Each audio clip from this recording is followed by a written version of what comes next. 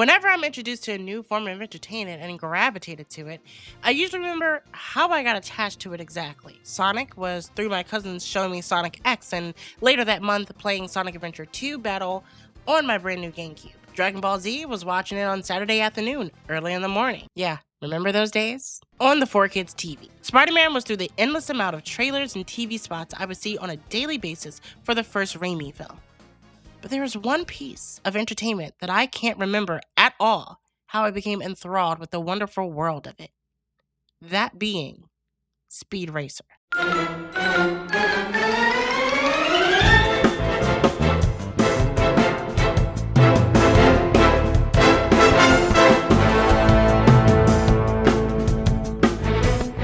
It's funny, actually, how I remember exactly how many times I ran through the movie on my mom's, at the time, handy portable DVD player while she ran some errands.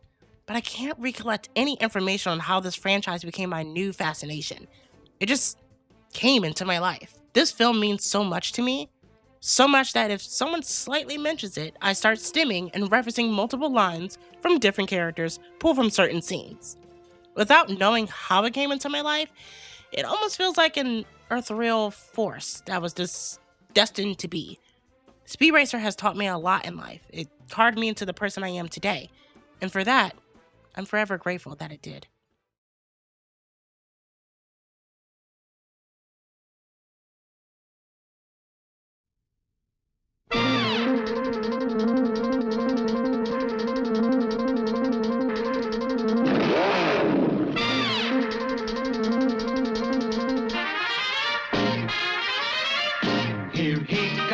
Here comes Speed Racer, he's a demon on wheels. Created by Tatsuo Yoshida in 1967, Speed Racer was an anime series adapted from a manga that released a year before. Hey, did you know that Speed was inspired by Elvis and James Bond?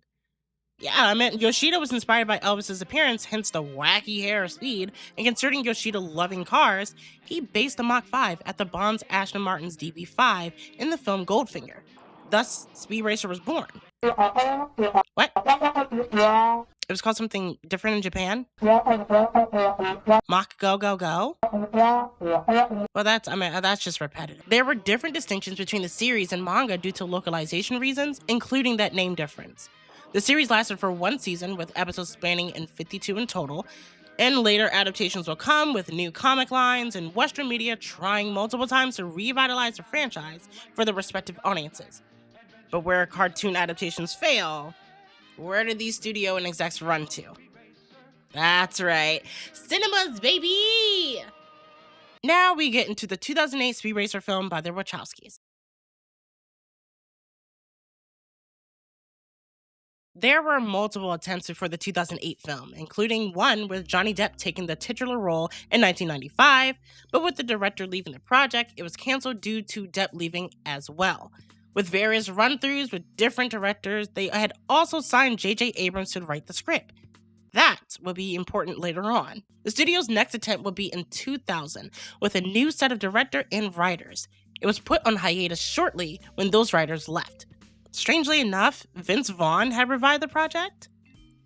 Why him? Your guess is as good as mine. I don't know, honestly. He was set to produce the film and star as Racer X. And I honestly wonder what it would be like seeing him as Racer X, but, we'll never know because the project was never ignited with Vaughn leaving. So with that, gets us to the start of the Wachowski sisters headlining the film.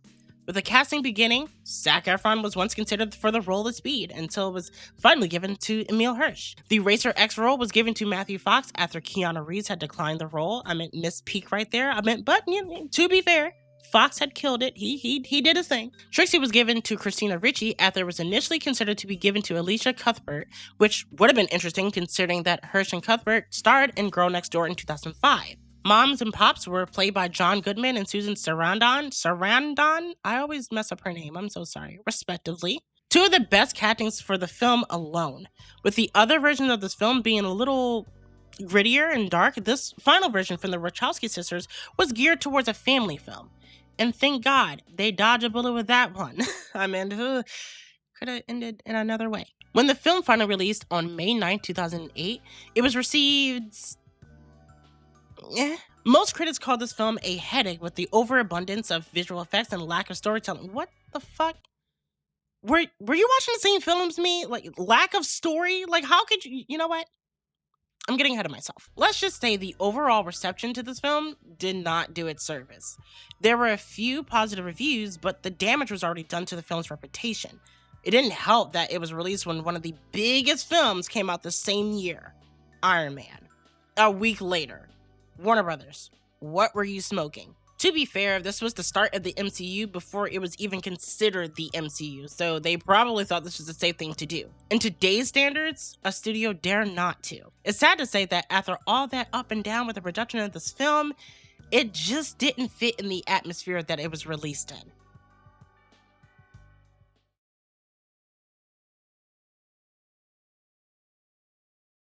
Now that we got the startup out the way, let's get into the fun stuff. Me yapping about how good of a film this is. It's why you're here, right? Right? So yes, right now. Speed Racer is one of those films that stick with you. Its values and story teaches you important traits to build within yourself, but it also looks cool as fuck while doing it. For a 2008 film, it still holds up as one of the most visually stunning pieces of art. People, as of recently, constantly complain about the lack of color and contrast in current movies coming out. We'll blame this movie. It took it all, so it's a shortage going on, you know what I mean? The action set pieces with every race injected into my veins, please. Also, this part in Crossroads trailer was a clearer reference to the Casa Crystal 5000 drifting scene. The opening scene is one of my most treasured opening scenes of any movie. Exposition done correctly. It shows why this film is happening in the first place while putting you in the action so it doesn't feel sluggish or you don't lose that interest. Having Speed chasing after the ghost of his dead brother's record, straight fucking heat. He didn't even beat the world record Rex set. He wanted to keep his legacy alive. And the music. But we'll talk about that later. As far as performance, everyone is doing an absolutely amazing job. The dynamic between Emil, John, and Susan is top tier. Truly makes you believe that they're a real family. I do think that Speed and Trixie took some convincing due to them not really have the correct amount of time to develop their relationship. And Spider and Chim Chim moments were one of the favorite scenes as a kid of mine, but nowadays I just want to get over with. I mean, that goes to show that the family-esque feel that they were going for kind of succeeded. Sparky was heavily underutilized, but when he shows up, it's usually for comedic effect and it doesn't overstay its welcome. The quiet moments of this film is what makes it important. The talk Speed has with both his mother and father encapsulates what this film is trying to convey to you, the audience. Mama Racer details to Speed that when he races, she finds joy in him honing his craft, how proud she is of him every time he takes control of the Mach 5. With the toss of Pops Racer, Speed is reminded where that joy comes from. How they can overcome trauma with the one thing they love from the same thing that took the person they love away from them. Reforming their trauma into passion. But the most important conversation is with Racer X. He got killed for nothing. Racing hasn't changed and it never will. It doesn't matter if racing never changes. What matters is if we let racing change us. Every one of us has to find a reason to do this. You don't climb into a T-180 to be a driver. You do it because you're driven. If you know so much, why don't you tell me why I should keep driving? Sorry. That's for you to figure out. I just hope when you do, that I'm there to see it. My God, that scene is so powerful, and I've seen it being used in so many TikTok edits. This coming from Racer X, which is technically Speed's brother, is vital as well. Speed looked up to his older brother, and when he lost him, it crushed him. Left him in a shadow of his brother's legacy and directionless. Speed has seen the issues with the corporization of racing. Is that a word? Corporization? Well, we're about to make it a word. He believes everything is fixed. No matter what he does, things will always be the same. And with Royalton, who by the way is a perfect villain, showing him how the world works, it's hard to believe otherwise when it seems like your family hasn't been given its flowers yet. What X tells him is to pave his own way to the top. Bulldoze your way through. Don't wait for the opportunity, make the opportunity. You don't need a story to find the purpose of it all. the story finds you once you enact your purpose. You don't step into a T-180 to be a driver. You do it because you're driven. My God, them sisters know how to write. But back to Royalton real quick. I must say the performance from Roger Allam is so good. I was screaming when he lost to the Racer family. Like, literally, fuck you, Royalton. Now let's talk about the final race, the most impactful scene. When Speed regains the engine in the Mach 6, he enters a flow state that gives the film an excuse to show off all the crazy impressive visuals. As Speed charges to the finish line, words from Pops, Mama Racer, and Racer X run through Speed's head, echoing why he does this, why he needs to do this. He is creating the next chapter for the Racing League. Royalton's words play in his mind as well, but is cut short as Speed continues to blaze through the track. Speed does what he does best and finishes winning the World Grand Prix, putting the Racer family in the spotlight. You'll love to see it. God damn it. While the Racer family celebrates, one is left out to question his decisions and consequences to show the greatest reveal for those who don't know the Speed Racer lore. Can I ask you a question? Do you ever think you made a mistake hiding the truth from them?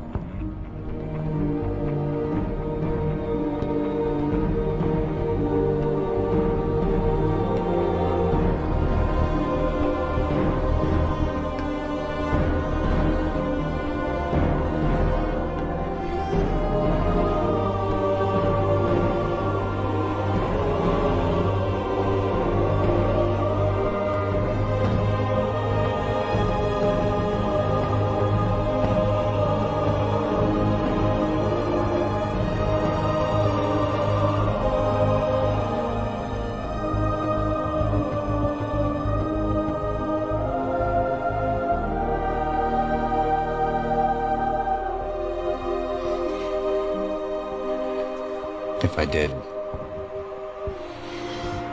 it's a mistake I have to live with.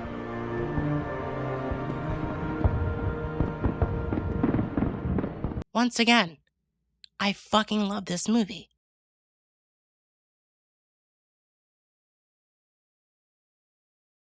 I mentioned the music before, but I'll dig deeper into it. The film score was composed by Michael Giacchino, and I hope I'm pronouncing his name right, which I already love this man's work.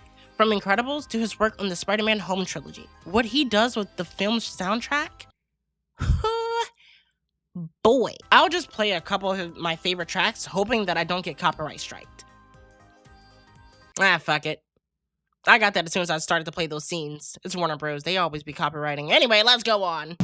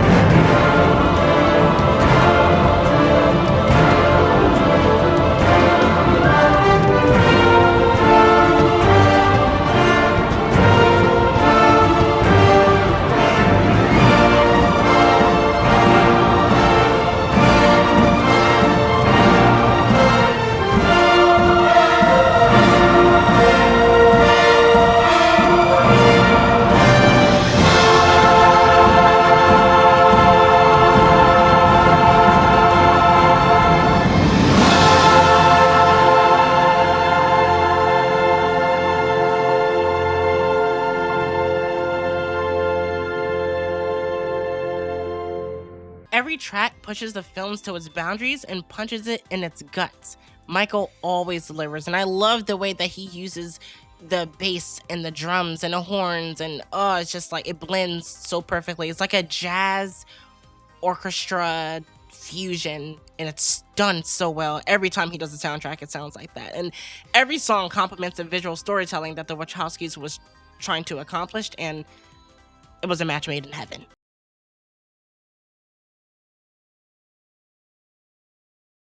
I think it's not abnormal to say that this film was considered a box office failure. This film didn't have a medium to be in. It was truly ahead of its time, and like I said before, Iron Man had released a week before. The budget was about $120 million and it only made $93.9 million. Yeah, so I can see why they thought that this wasn't something that needed a sequel at the moment. And there are other factors that played into this as well. The way this film was written, the pacing, and the visuals. It didn't follow the status quo at the time, and most films were heading in the serious gritty tone like The Dark Knight.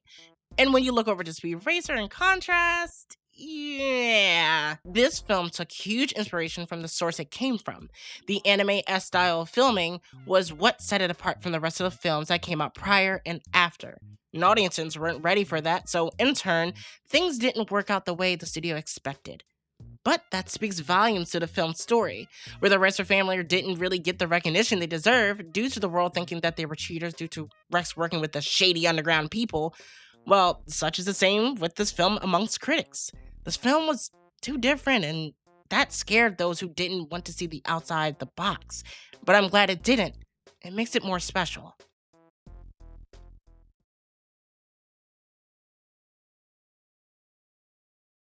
I can't go and end this video without mentioning the absolute banger of a movie tie-in game. I played this game endlessly. It gave me high adrenaline action that I didn't have on a Wii at the time.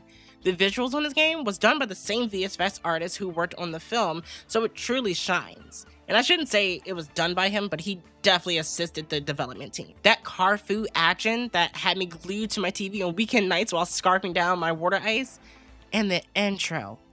Oh my... Yes, I'm going to play the whole thing.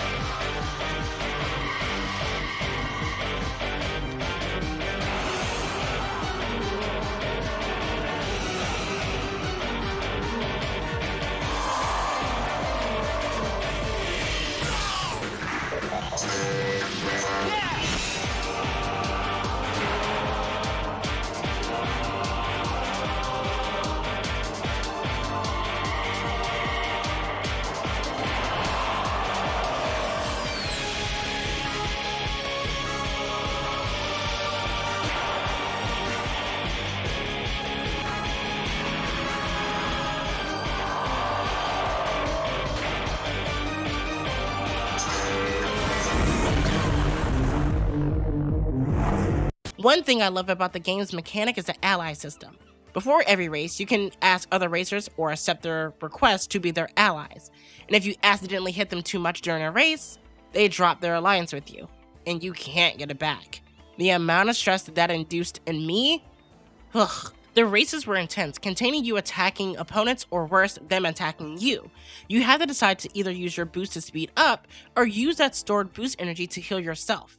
Again, I was sweating completing this game, but it was so fun, and I do think releasing it just on the Wii, PS2, and DS were a little weird at the time, considering that the 360 and PS3 was popping off, but it still was one of a kind. And if you want to see more about this game, I highly suggest this video from this channel. Well done video right there.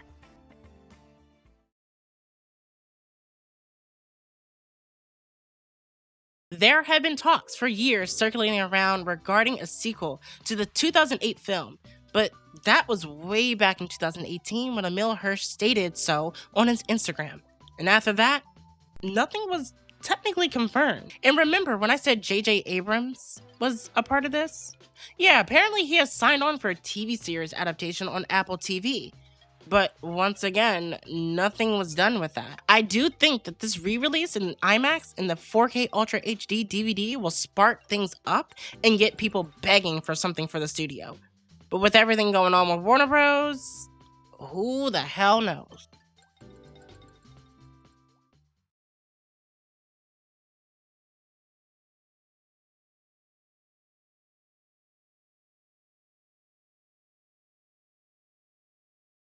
There's a lot of things that I glossed over, I know. Like the Toga-Khan family and their relationship with Royalton, but it's secondary to the story. I love what the story stands for back then and nowadays. If you're unaware, the Wachowskis are trans. It speaks through the story. There are so many allegories in this film that parallels the everyday struggles of the LGBTQ+. When Rex changes his face and has to hide from his family afterwards, having to live with the rest of his life with a major, irreversible change. I see that as someone coming out to their family or friends and dealing with the consequences of it either being accepted or hated for who they truly are. This only solidifies because the Wachowski sisters were discovering themselves at the moment. Shortly after the release of this film, Lana came out as transgender. Her sister followed after.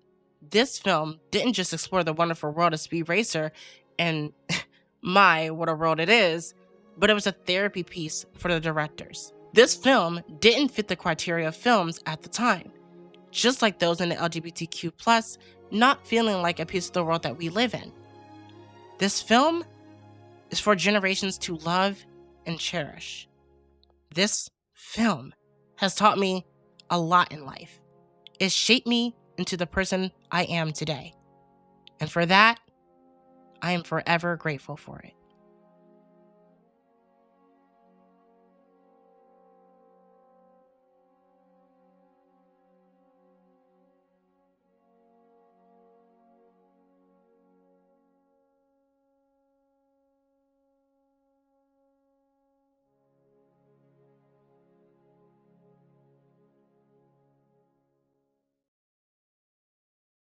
Hey, thanks for watching this video, you wonderful, wonderful, delightful people. But this is just a video that I decided to do because I know the re-release had came out for Speed Racer, and then I just really love this movie, and I kept seeing these TikTok edits, and I was like, I gotta make a video about this. I have to. And I just started going to my computer, open up Google Docs, and I just started writing up a script. So if you like videos like this, you know, only way I'll keep doing it is a little incentive. So if you guys want to, there's a button down below that helps me. It's called the like button. It usually gives me an idea of what you guys want to see.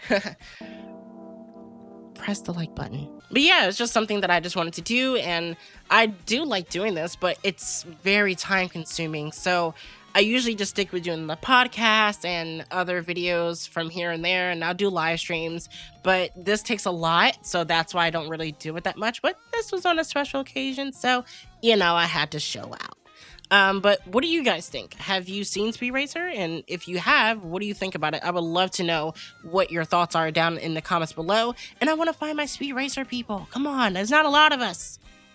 Apparently there is, because with the IMAX re-release, I'm starting to see a lot of people talk about this movie as if they were fans all the whole time. So, but yeah, anyway, that's it from me, guys. Let me know what you guys think down below, and I will see you guys in the next video. Bye-bye.